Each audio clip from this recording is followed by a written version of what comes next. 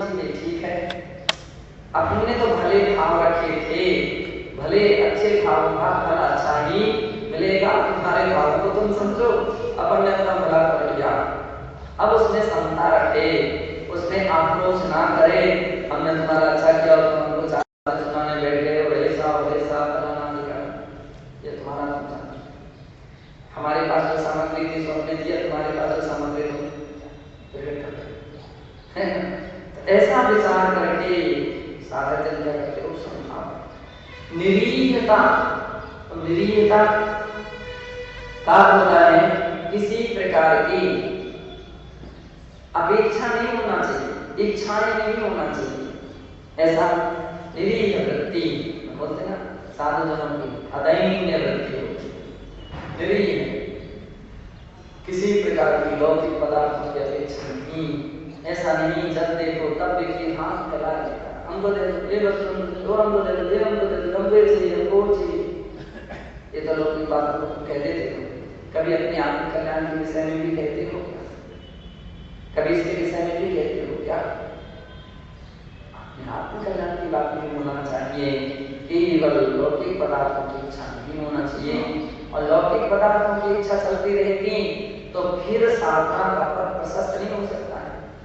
कितने सारे लोग होते हैं, सामग्री एकत्रित करते जाते और धीरे धीरे बहुत सारी सामग्री एकत्रित हो जाती है, परिग्रह बहुत सारा पड़ जाता है।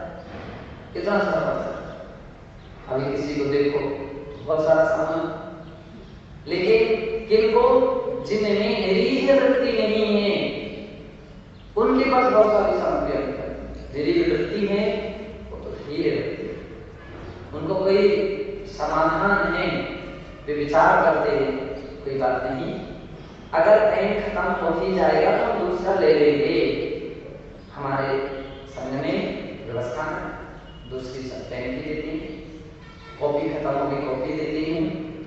अब जब समय समय पर देते हैं तो फिर क्यों दो दो तीन तीन रखना, फिर क्यों क्यों क्यों अधिक रखना? मालाएं देते हैं, फिर डबल टेबल क्यों रखना? पुस्तक देते हैं, फिर डबल टेबल क्यों रखना? ये हो सकता है कि देरी हो, ये हो सकता है कि देरी हो सकती है, समय लग सकता है, और समय हमारी परीक्षा कर रहा है कि इनको कितनी आवश्यकता है, कितनी आवश्यकता नहीं, कितनी वस्तुओं की कीमत करते हैं, कितनी नहीं करते हैं, कि उनको जैसे पढ़ने से ही मतलब है, आप साथ में कर लीजिए। अब एक पुस्तक ऐसी है वैसी है ऐसी, एक विकल्प नहीं आना चाहिए। कुछ समय के उपरांत अपने आप हमारा समझेंगे, अथवा ये बात तो फिर नहीं आना चाहिए क्या पुस्तक ऐसी है चेंज कर दें। ये पेन तो कितने सारे लोग ऐसे रहते हैं, पेन बहुत अच्छे रहते हैं, चलते हैं, और दूसरा पेन का कलर डिजाइन कुछ अच्छी दिखती है, भाव बन जाते हैं, अरे वो वस्तु हमको मिल जाएगी, जैसे कहीं ना कहीं एक अलग कर देंगे, तोड़ देंगे। अब इससे क्या होगा? जान करके तुम नए कर्म को बांट रहे हो, तो ऐसा नहीं करना चाहिए। निरीह वृत्ति में जो आनंद है वो संग्रह वृत्ति में आनंद नहीं। संग्रह वृत्ति में एक तो परिग्रह रखो, तो वो सामग्री रखेगी तो कर्म का संबंध होना। अब दूसरा उसको कोई देखना ले तो छिपा करके रखना। अब देख लीजिए किसी के पास आकर कोई सामग्री होगी, वो कहीं यहाँ छिपाएगा, कहीं वहां छिपाएगा, कहीं कोई दृष्टि न पड़ जाए, तो एक प्रकार के छिपाने के भाव उत्पन्न होंगे। और यदि पूछा जाए तो जी ऐसी सामग्री है क्या आपके पास, तो प्रायः व्यक्ति झूठ बोलने झूठ बोलता है, नहीं कौन नहीं कह रही, किसने कह रही, तो एक तो झूठ भी बोलने की स्थिति खड़ी हो गई और दूसरी कसाय भी बढ़ रही है। हमको बदलाव तो सही उसका नाम, हमको बदलाव तो सही, हम देख लेंगे उनको, हम समझ लेंगे उनको, है ना। और ये सब ऐसे हैं और फिर उसकी 17 बातें प्रारंभ कर देते हैं। अरे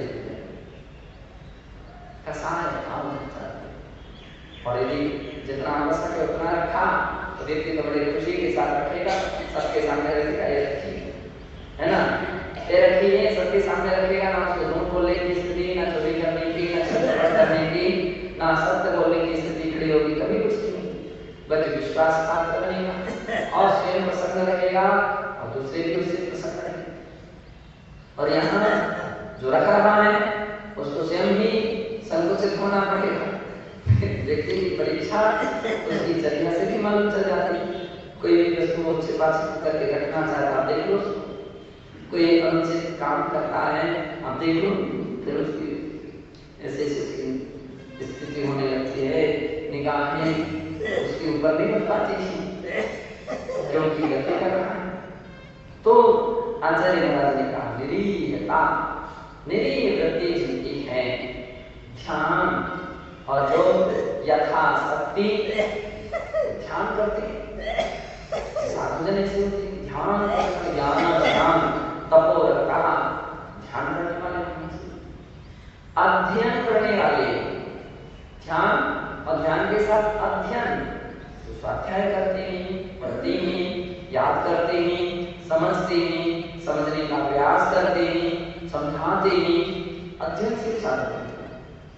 ज्ञान, ध्यान, अध्ययन आदि महान गुण जैसे देखे गए हैं इसमें सभी आगम में जहाँ देखा जैसा देखा गया है, उसी प्रकार जैसे ते मुनिनाथ, ऐसे जो मुनिनाथ हैं, अभी क्या है मुनिनाथ, हम लोग श्रेयांश गिरी में थे, जब पहला चातुर्मास हुआ तो 4-5 साल से बच्चियां थी, तो आराम से चलते फिरती क्लास चलती थी, कोई स्थान निर्धारित में रहते थे, ये नहीं होगी आज की, वहाँ होगी, सब एक साथ रहते थे, जहाँ बैठे वही क्लास हो गई, जहाँ बैठ गए वही प्रतिकोण का, जहाँ बैठ गए तो वही समय हो गई, कोई निर्धारित नहीं, एक साथ हम लोग पहाड़ के ऊपर निकल जाते थे, तो कहीं किसी चट्टान पर, तो कभी किसी गुफा में, तो कभी किसी निकल जाती थी, क्लास में वगैरह सब ऐसे हो जाती थी। तो प्राय करके यात्री लोग भी दर्शन करने के लिए आते थे, जब यात्री लोग दर्शन करने के लिए आते थे तो वे हर स्थान पर निर्धारित करेंगे महाराज कहाँ पर मिलेंगे, तो कुछ लोग ऐसे रहते थे, पूछते पाछते यहाँ से इनसे उनसे पूछते थे कि महाराज कहाँ पर हैं, महाराज कहाँ पर हैं, महाराज कहाँ पर हैं, तो ये गाय भेड़ वगैरह बकरी वगैरह चुपचाप काले लोग रहते थे, तो कहीं ना कहीं टकरा जाते थे और प्राय करके वो लोग तो देख ही लेते थे महाराज कहाँ हैं। तो बस उसमें एक आदमी आता था और विशेष करके वो बोलता था स्वामीनाथ, स्वामीनाथ, जहाँ भी लोग मिल जाते थे तो दौड़ करके आ जाता था नमस्कार करने के लिए, ग्वाल था, है ना, स्वामीनाथ स्वामीनाथ स्वामीनाथ स्वामीनाथ, और आकर के चरणों में नमस्कार करता था। कहीं हम लोगों को बैठना होता था तो पत्थर की शिला लगा देता, या कहीं पुस्तक रखने के लिए एक ऐसी पत्थर लगा देता, ऐसी व्यवस्था बना देता था। तो ऐसे पुस्तक की रेखा से भी आदमी सभी बहुत से लोग बोलते थे स्वामीनाथ स्वामीनाथ स्वामीनाथ स्वामीनाथ मुनिनाथ, है ना, ध्यान करेंगे जैसे ते मुनिनाथ, ऐसे गुण जिसमें पाए जाते मुनियों के नाथ हैं, इसलिए उत्तम वक्ता कहाँ मुनिना, वे उत्तम पात्र कहे जाते हैं। क्या कहे जाते हैं ऐसे मुनिराज? उत्तम पात्र हैं। दर्शन सूत्रो धम्म ज्ञानदो संगवर्जितो निस्तलो पत्तरिसेसो भणिदो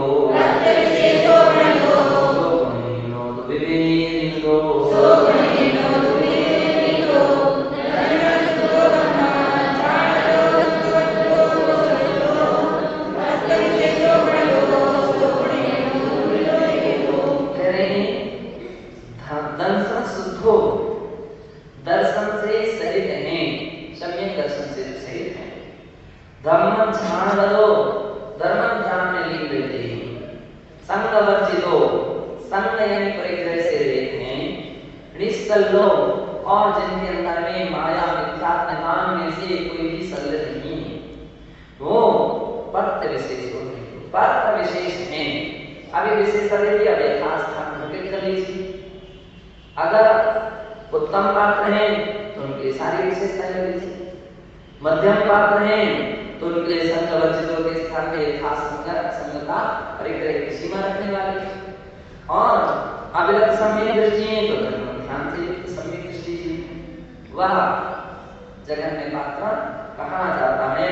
इस प्रकार से पात्र विशेष हैं सो गुणहीनो विविध, और उक्त गुणों से जो विपरीत हीन हैं, उक्त गुणों से जो रहित हैं, वे क्या कहलाते हैं? इससे विपरीत हैं, या तो अपात्र हैं या कुपात्र हैं, ऐसा जानना चाहिए। सम्मानित गुण विशेषम तत्व विशेषम जनेहितं तन्नानि गुण देवी सुदानं दोषो मोक्षदो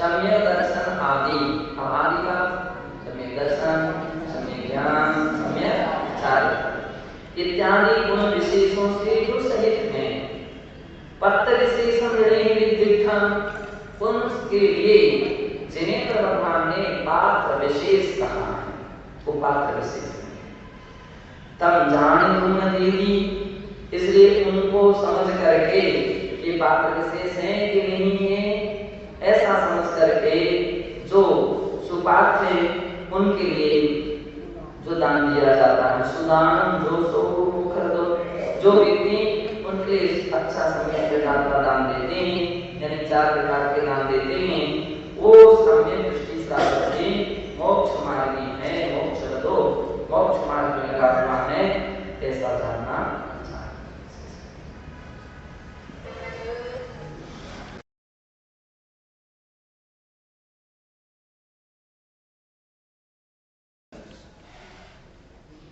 भाषण रेखा के सर्वोदय टीका के 174 पृष्ठ पूर्व में बताया जा रहा था पात्र और अपात्र के विषय में, उसी के संदर्भ में यहाँ पर कहते हैं सम्मानित विशेषम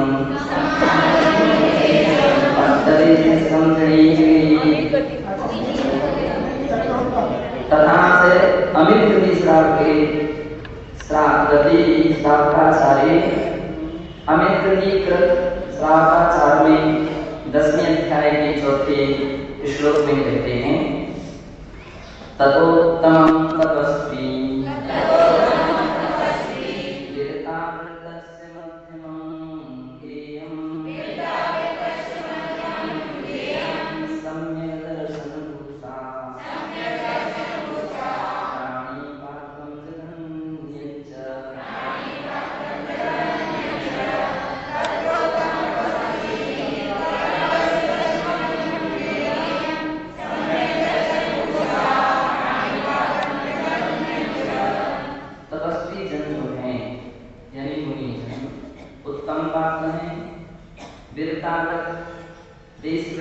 मध्यम पात्र हैं, और सम्यक दर्शन भूषा जो सम्यक दर्शन से विभूषित है, वो जघन्य पात्र हैं, ऐसा ज्ञेयं जानना चाहिए। तथा तत्रैव उसी प्रकार वहाँ भी अर्थात अमित गति श्रापाचार्य के 10वें अध्याय के 18वें श्लोक में कहा यस्तेथं स्थेयस्य सम्यक् दर्शन्ति युक्तया सन्ति सोतासा पात्रमुत्तमम् उत्तमं गुणभाजनं जैनैः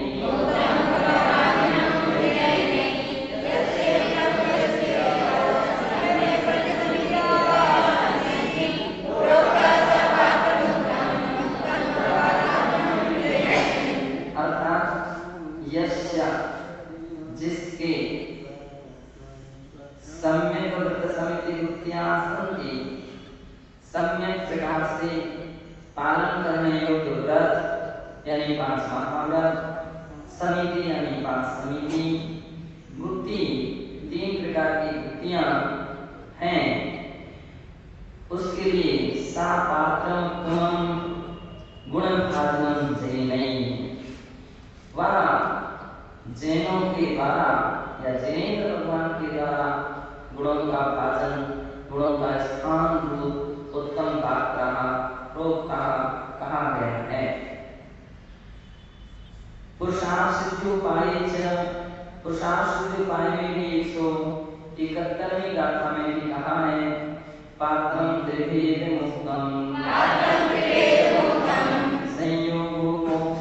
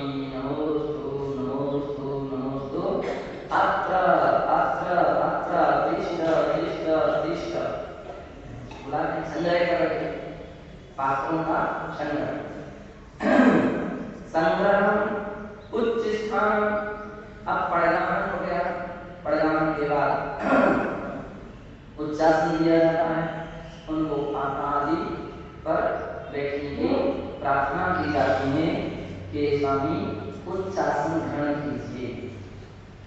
पादोदक इसके उपरांत से इसके पश्चात चरण प्रक्षालन किए जाते हैं। उदक से जल से उनके प्रांसुर जल से पाद प्रक्षालन करना पादोदक है। अर्चन और इसके बाद अष्ट द्रव्य से जो पूजा की जाती है उसका नाम अर्चना है। और प्रणाम, उनके लिए नमस्कार करना प्रणाम कहलाता है। वाक् काय मन शुद्धि, मन शुद्धि, वचन शुद्धि, काय शुद्धि, ऐसा शुद्धिश्च और ऐसा शुद्धि अथवा आहार जल शुद्धि, इस प्रकार की विधि माहू कही गई है। आदि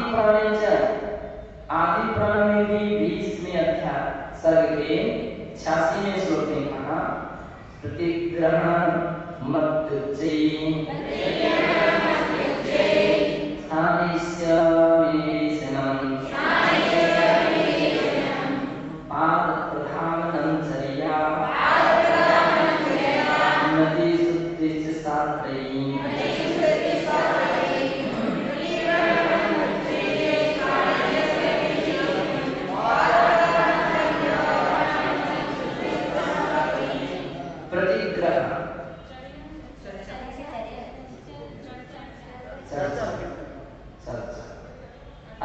ठीक है, चर्चा ठीक है।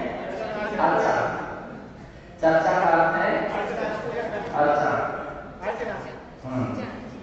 इसका मतलब ये नहीं कि चर्चा करने लग जाओगे। यहाँ सदैव से हो गई है अर्चा, तो चर्चा हो गई है। नहीं तो कोई बोले कि बस पूजा के लिए बैठ जाओ चर्चा करते रहो, हो गई पूजा। आगे लिखा है तो अर्चा, अब संधि विकसित कर लेना चाहिए। अर्चा प्रतिग्रहण का अर्थ है प्रदान करना। एक अप्रदान में सारी विधि है कि मुनि को देख करके प्रसन्न मुद्रा से स्वामी नमोस्तु नमोस्तु नमोस्तु अत्र अत्र अत्र तिष्ठ तिष्ठ तिष्ठ बोलना चाहिए। अब जब खड़े हो जाए परिक्रमा लगाना चाहिए और परिक्रमा लगाने के बाद परिक्रमा भी देख करके लगाना चाहिए और उसको लगाने के बाद पैर धो करके चौके में प्रवेश करना चाहिए। ये अलग से प्रतिग्रह के अंतर्गत ही सभी बातें समाविष्ट हो जाती हैं।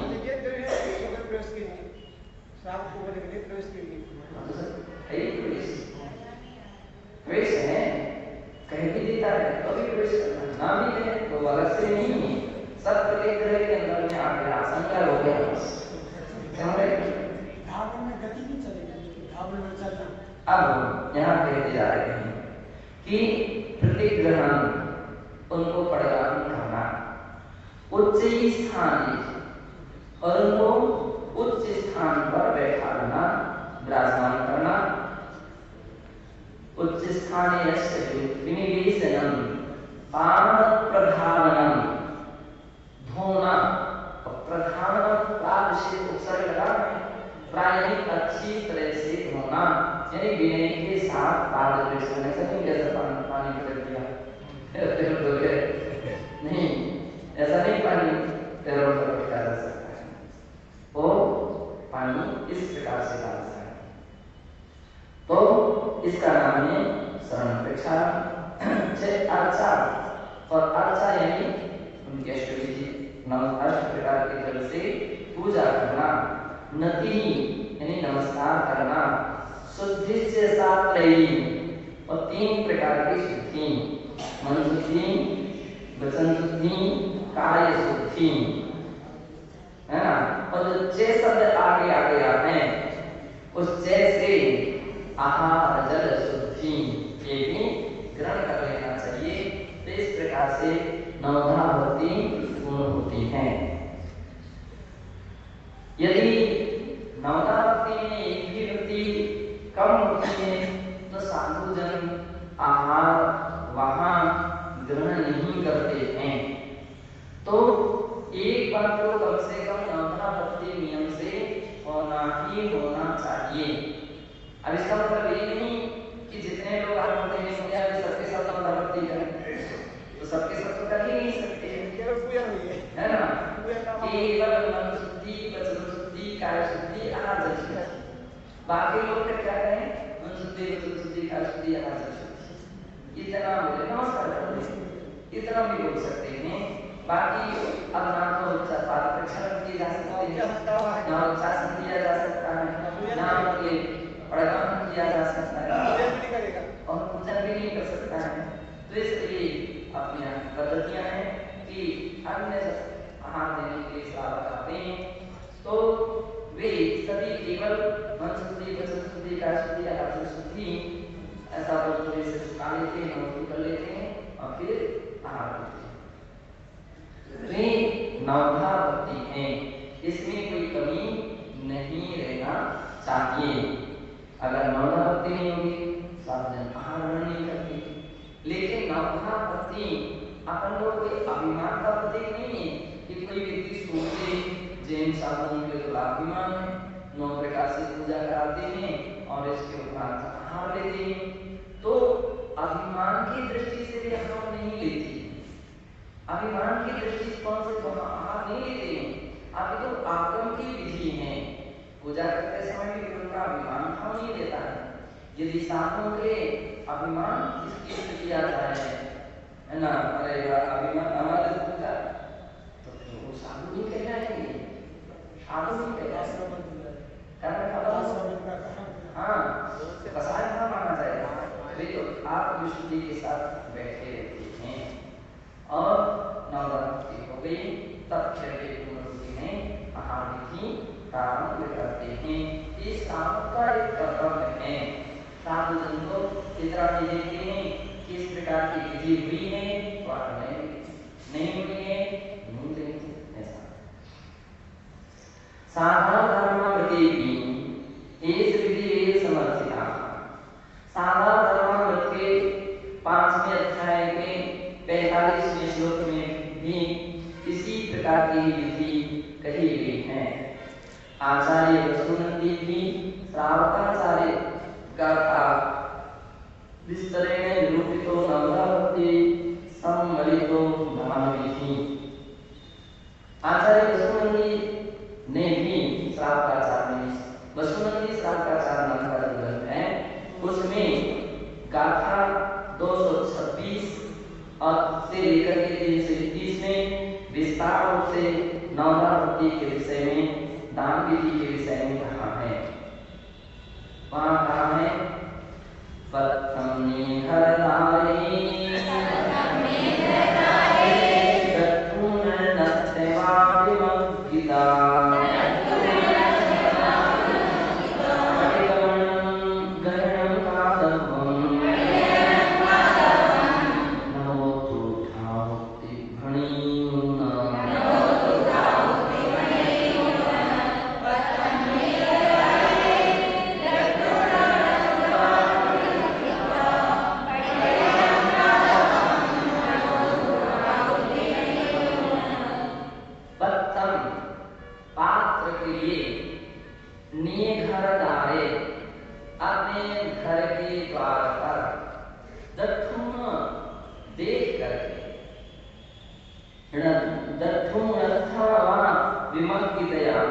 देख करके अथवा अन्यत्र से विमंगिता, दूसरी जगह से खोज करके लाते महाराज कहाँ मिले हैं, दोनों प्रकार का लिखे कि द्वार पर से भी प्रणाम कर सकते हैं अथवा द्वार दूर है, गली में या स्थान दूसरा स्थान है, वहां पर भी विमंगिता खोज करके देख करके कहाँ मिलेगा है, तो विमारण करके खोज करके बड़ी प्रतिग्रह करना चाहिए। कैसा? नमो तो ठामोति गुणियुमन हे स्वामी ठहरिए, हमारे घर में आने के लिए चलिए।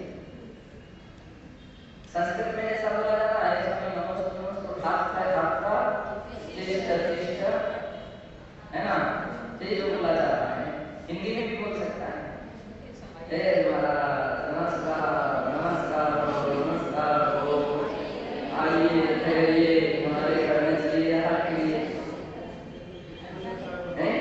अब कुछ लोग क्या करते हैं, वो बस शब्दों को पकड़ करते हैं, इसने तो ऐसा कह दिया, ठहरिए कह दिया, है ना, तिष्ठे तिष्ठे नहीं कहा, अरे तो संस्कृत में ठहरिए, हिंदी में तिष्ठा। आप यहाँ आइए महाराज, यहाँ आइए, अरे कैसा बोला,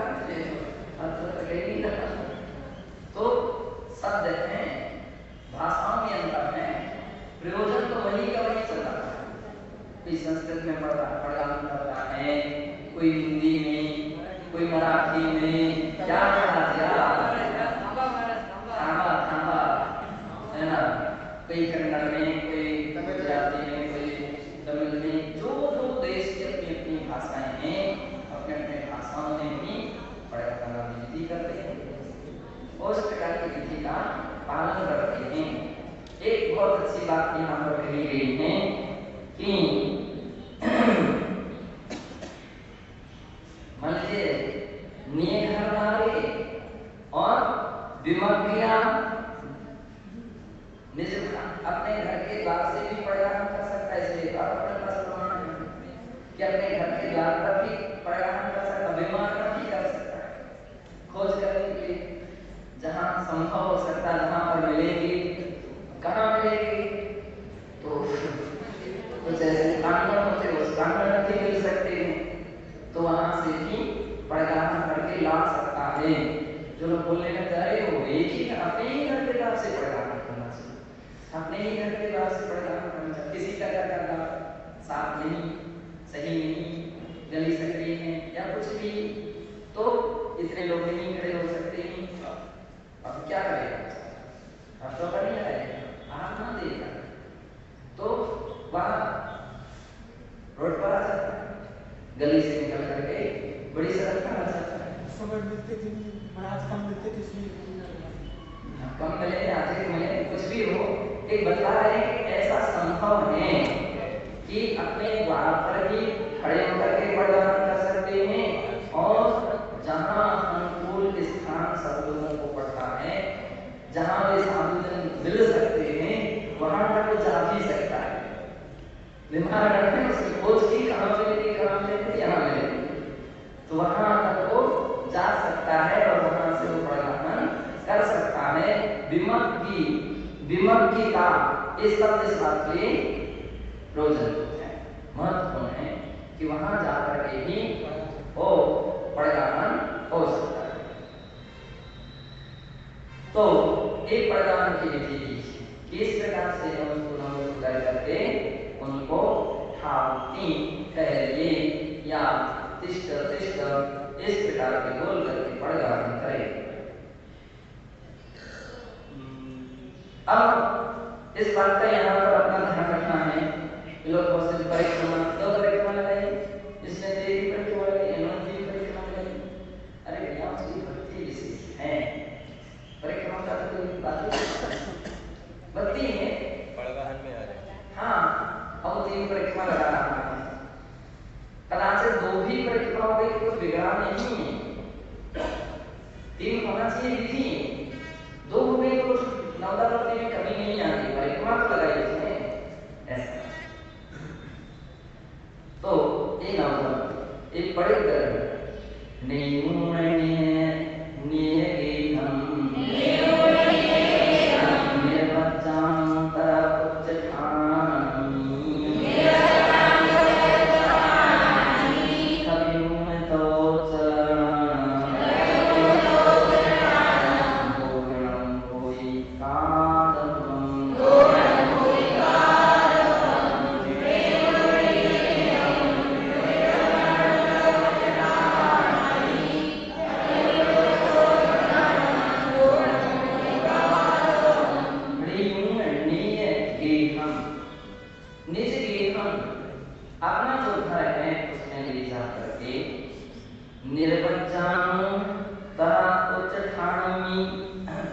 वहां ले जा करके निर्दोष जो स्थान है, वो चाहते हैं सब चाहे जैसा स्थान पर बैठा है, निर्दोष पार्टी पर बैठा रहता है, पलंग पर नहीं बैठा रहता है, गद्दे पर नहीं बैठा रहता है, नौचादन देगा नहीं। उनके योग्य निर्दोष क्या चीज मानी जाती है? आटा बनाना है, गद्दे का आटा बनाना है, उसके ऊपर उनको उच्चासन किया जाता है कि स्वामी उच्चासन कर दीजिए। तो ऐसा और कविमूल तो चलना धोरण होई कालम, और जब बैठ जाए इसके बाद चलना अंग्रेजी में चरणा, ऐसा भी होना चाहिए, चरण को धोना, पैरों को धोना, एक उच्चासन नहीं, पाद प्रक्षालन है, कोई काल हमेशा करना चाहिए। पावोदयं पवित्रं स्थिरं विकाउण उत्थानं कुजा कंदख कुसुमणीव वज्रदीव धुवेय फलेहिं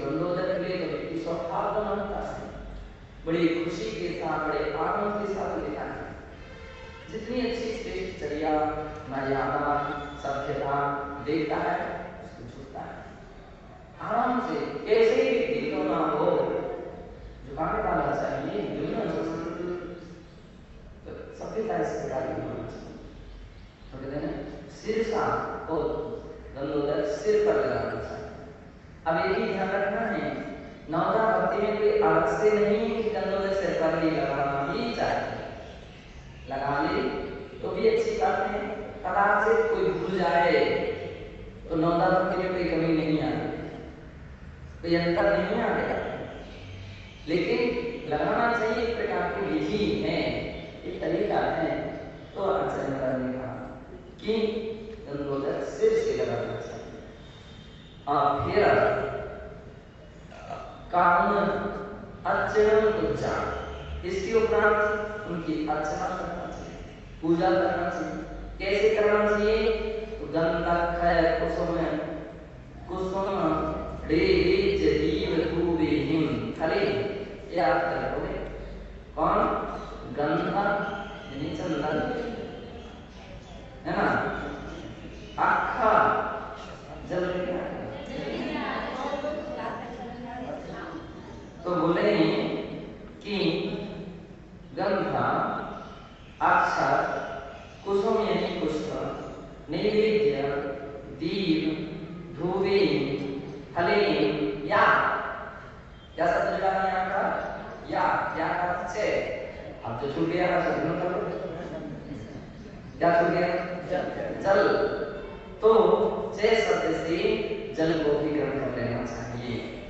तो जल, चंदन, अक्षर, पुष्प, नैवेद्य, दीप, धूप, फल इस प्रकार से आठ वस्तु हो जाती है।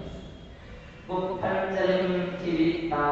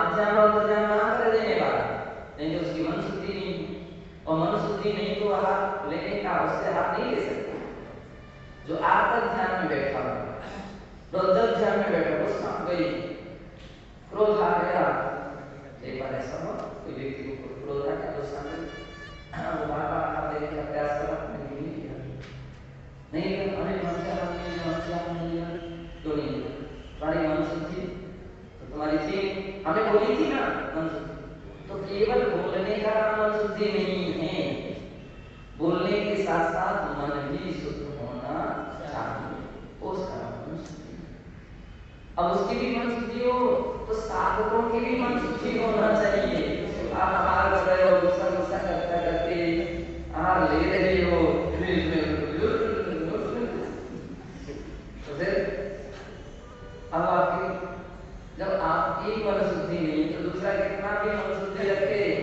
वो सामग्री भी आपके पास आते आते अशुद्ध हो जाए। तो जैसे उसकी मन शुद्धि आवश्यक है, ऐसे अपनी भी मन शुद्धि आवश्यक है। तो मन शुद्धि का आपका ध्यान और ध्यान जो है उसको छोड़ करके, छोड़ना ही मन शुद्धि है। निठुर ककस्वैना इवज्जनं गम्भीरान वचन शुद्धि। निठुर ककस्वैनाई वज्जनं गम्भीरान वचन शुद्धि। संवत् संपूर्णं रस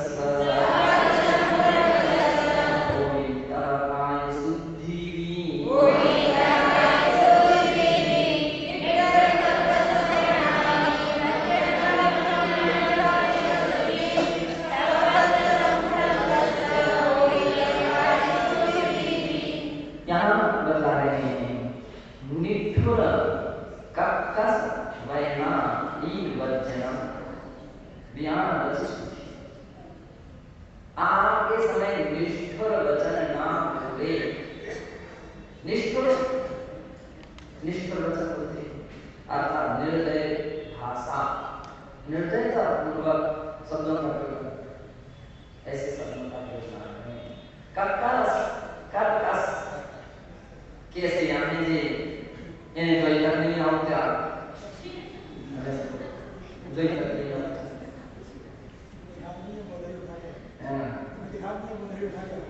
तो कर्कश भाषा बोलो उस समय मीठी भगो यहाँ चलो होगा। अरे कोई बात आप धीरे से बोलो, अच्छी तरह से बोलो। कर्कश और निष्ठुर ये वचन नहीं बोलना चाहिए। यदि इस प्रकार की भाषा का प्रयोग होगा तो वचन शुद्धि नहीं होगी, इसके लिए वचन शुद्धि होगी। सत्तथ संपूर्णं रस कोई तन्यकाय शुद्धि। और कह रहे हैं कि सत्तथ संपूर्णं रस अंग यानी शरीर का सभी ओर से समृद्ध करके जो रहना है, ऐसे नहीं हो सकता है। लेना उसकी किस तरह उसको हाथ जोड़ना चाहिए, विनय करना चाहिए। विनय से भक्ति है, ये भक्ति है। अपने शरीर के अंगों को निर्व्याम से उसको जुटा करके विनय के साथ, नम्रता के साथ, नम्रता के साथ आहार किया जाता है, अभिमान के साथ आहार नहीं किया जाता है। शरीर में कोई अकड़न अस्तव्यस्त था, ऐसे मनुष्य नहीं ले सकते। उसके अंदर में कार्य शक्ति तभी मानी जाएगी अपनी नम्रता को।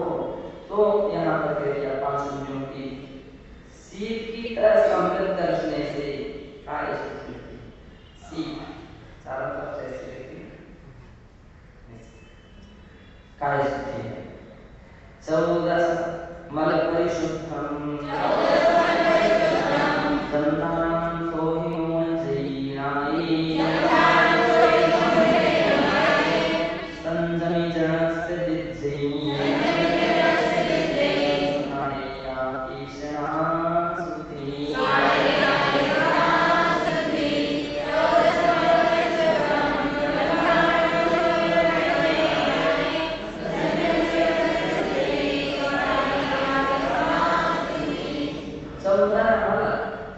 परिशुद्धम और न खादी 14 प्रकार के मल दोष कहे गए हैं।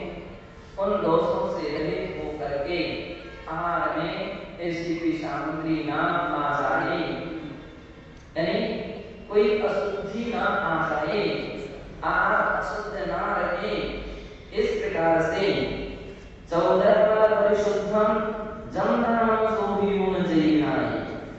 ऐसे आहार को शोध करके जैनाय यानी जैन के द्वारा चाहे जिससे आहार नहीं ले सकते। चलता करता कोई भी व्यक्ति आए आहार देना चाहे आहार नहीं देना, आहार नहीं होनी चाहिए। क्यों? क्योंकि जब तक उसके अंदर में पात्रता नहीं रहेगी तो आहार ले नहीं सकते। साधुजन सुपात्र सुयोग्य व्यक्ति से ही आहार लेते हैं। सुयोग्य व्यक्ति जब आहार देगा विनय के साथ देगा, श्रद्धा के साथ देगा, भक्ति के साथ देगा, आदि आदि 7 प्रकार के गुण श्रावक के जो कहे गए हैं उन गुणों से सहित होकर के देगा। और यदि तथा चाहे जिससे आहार लेने लग जाएंगे साधुजन विशेषता नहीं रहेगी। पवित्र व्यक्ति से आहार लेगा तो उसकी पवित्रता उसके अंदर में उत्पन्न होगी। तो इसलिए कहा कि ये 14 प्रकार के दोषों से अधिक शोध करके और जैनाय जैन के द्वारा संजम जनस जैन सा एड़ेया पेशा समिति। वहाँ ऐसी सैमी जनों के लिए जो इस प्रकार से आहार दिया जाता है वो पेशा शुद्धि है। कौन सी शुद्धि? वो पेशा नहीं आहार। पेशा का अर्थ क्या है? आहार। तो आहार जल शुद्धि है। तो इस प्रकार से आहार यानी पेशा समिति के विषय में शुद्धि करना चाहिए, जानना चाहिए। तो मन शुद्धि, दर्शन शुद्धि, आहार शुद्धि, आहार जल शुद्धि।